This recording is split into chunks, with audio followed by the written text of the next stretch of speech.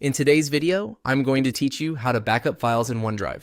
If you want to keep important files protected and easier to access across your devices, backing them up with OneDrive is a smart and simple option. This process helps make sure the folders you use most are automatically saved to the cloud, which can be especially useful if your computer is lost, damaged, or replaced. I'll walk you through exactly how to turn that on in Windows. To get started, look at the Windows taskbar, usually in the bottom right corner of your screen, and click the OneDrive cloud icon. If you don't immediately see it, you may need to click the small arrow that shows hidden icons. Once you open OneDrive, you'll have access to the controls for syncing and backup. Next, click the settings icon.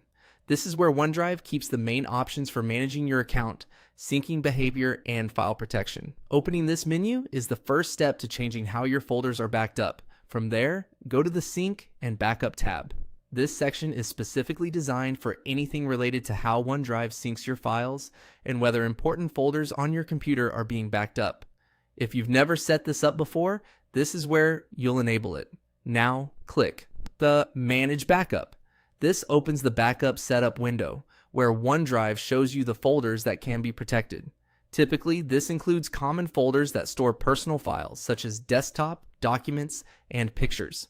Backing up these folders is helpful because they often contain the files people use every day. At this point, turn on the folders you want to back up. You can choose only the folders you need, depending on how you use your computer. For example, if most of your important work is saved in documents, make sure that folder is enabled. If you keep valuable images and pictures or frequently save files to your desktop, you may want to back those up as well.